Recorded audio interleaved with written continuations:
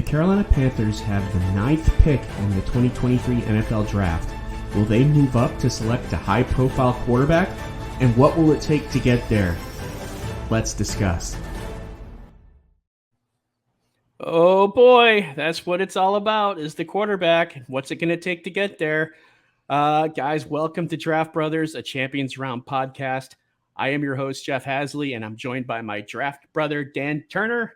Dan, you ready to talk some Panthers? I am. I'm excited. You got two Panthers guys. That's right. Listen, it's going to be great. Well, today we have on the show Edgar Selmingo, and he is a former Panthers writer for the USA Today and SB Nation.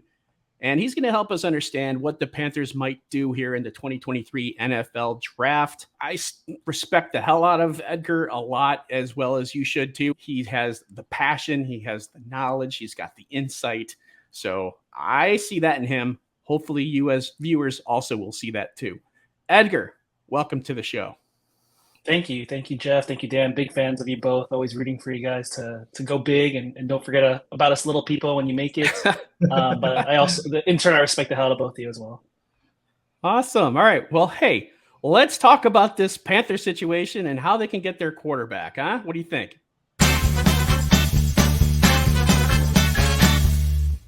All right. So Carolina needs a quarterback, right?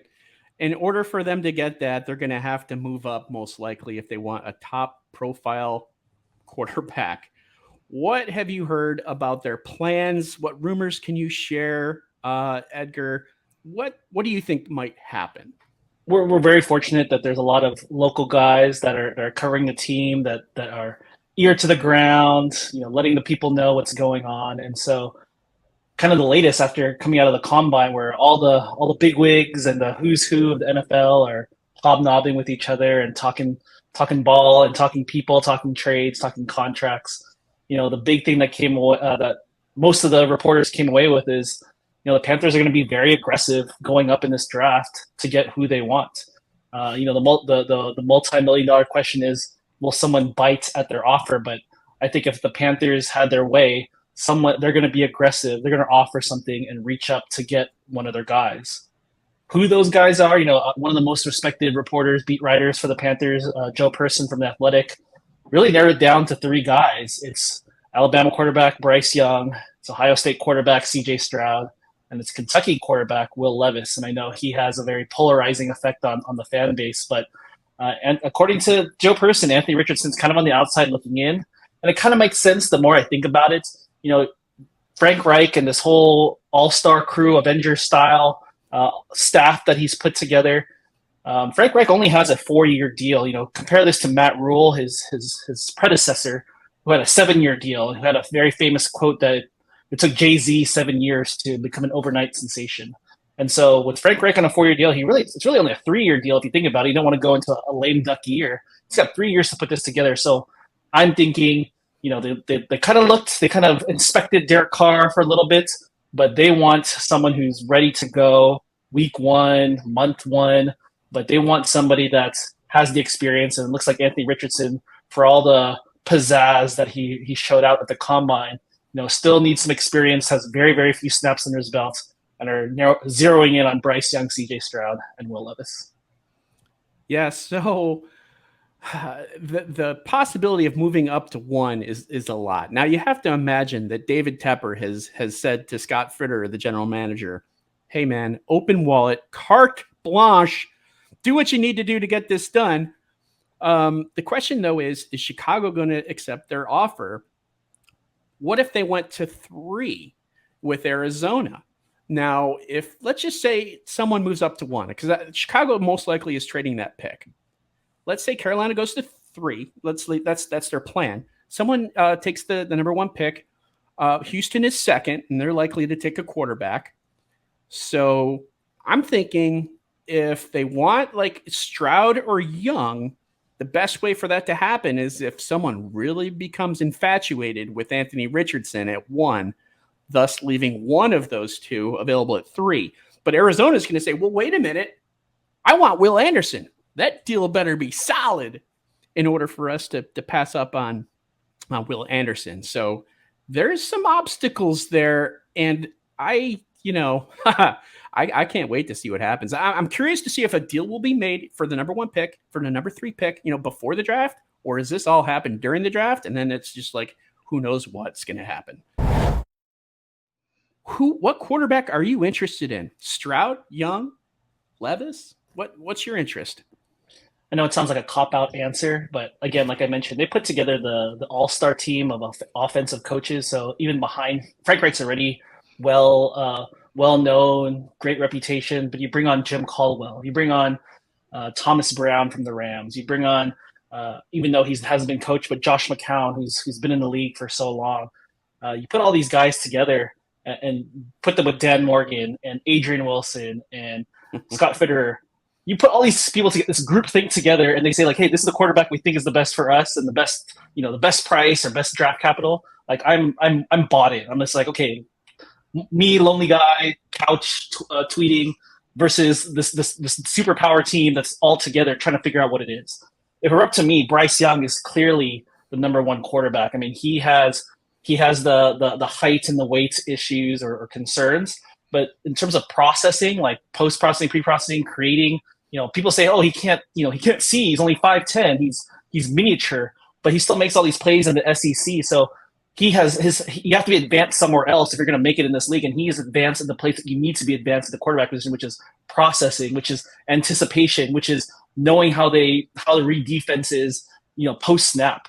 One of the things I dug through the combine interviews and things like that, they said like, hey, Bryce Young is the type of guy that Saturday after a game, he would get a packet on Sunday about the next team, and already Monday morning he's going to his offensive staff saying, here are the changes I want to make for the next game. And that's the type of guy that I want. Like, if he's young, if he has outlier size, if he's not going to be, the 6'3" buff quarterback that everyone admires, then you better be on top of. You better be elite at something, and he's very elite at that. That's no slight to C.J. Stroud. That's no slight to Will Levis, but I'm just in awe of like the way that he can find people open. He doesn't have the biggest arm, but he has the arm to get to to the receivers that needs to get it to. Yeah, that's to me, that sounds an awful lot like a Luke Kuechly in the huddle. Now imagine a guy like that with the intel and the smarts and the wherewithal to be ready, prepared, studying, knows what he's going to see before it happens. That's the type of quarterback that you want. I think that's a real good breakdown of Bryce Young. Now, Dan mentioned a little bit to me about Matt Corral. Hey, what about Matt Corral? Dan, what's your question for Edgar? All right. So you guys trade up for Matt Corral last year. I know he was a 3rd-round pick. And I know there's a little bit of like sunk cost fallacy to this question, so I do understand that. But do you think that, with you guys talking about this crop of quarterbacks, with Stroud and Young and Levis or even Richardson, do you think that Corral, deserves a shot this coming year to be the starter as a cost control player already on the roster? I think ideally that would be the direction they would have gone in.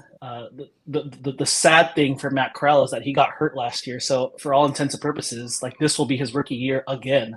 And again, we just talked about it. This new regime, this new staff, they don't have time to wait for someone to develop. So I don't think it's a slight to Matt Corral. I think they still highlight the person who drafted Corral and traded up for him is still the GM of the Carolina Panthers. I think it's more the fact that, hey, we need a ready, set, go. We're done with like trying this and trying that. Let's get the best. Like Jeff said, carte blanche. Give me the best. Give me the blue chip, and let's go already. Like we can't keep waiting. We can't wait 2-3 years. The word is that Matt Corral might not even be ready for OTAs, and so if he's not even fully ready, he's still. I mean, maybe, and it's a whole new offense. It's not even the same offense that he learned last year, and so I think it's more of a unlucky situation for Matt Corral than it is. They're down on him or don't think that he can make it in the league. If you like sports and playing sporting games, download the Champions Round app. Get playing and start winning. Use the promo code DRAFTBROS for a free $10 and check out our newest game mode, Spicy Slips. If you love live sports gaming, the NBA, or you just want some extra action this NFL offseason, come play Spicy Slips. Build a 2 to 5 leg parlay of live props and win big today. Well, you never know, too. And all he can do is just prepare for whenever his number is called. And, that's kind of like the role of that backup quarterback, So look at Geno Smith. Geno Smith, Brock Purdy, Yeah. anything come out of Jalen Hurts, right? Like Jalen Hurts, these yeah. there are people drafted in day 2, and I remember the very beginning of Jalen Hurts, they were like, fantasy quarterback, whatever, not a real deal. The Eagles are still keeping a lookout for QBs, but he ended up being like the guy. And so, in an ideal situation, Corral becomes the guy. But they're I don't think the Panthers are playing around anymore. And they're going to find someone that like they can bank on that will thrive and be productive next year. That's right. They are taking their turn at bat, and they're bringing a big stick, ready to take a huge swing. So this is a quarterback-themed show because this is what Carolina is all about right now. However, I mean, depending on what picks they might have available if they trade, where else are they looking? What have you heard as far as like a second or third round pick? They've got 7 picks in 5 rounds in the top 150. That's good. That's also the ammunition to move up if they want to, or move back.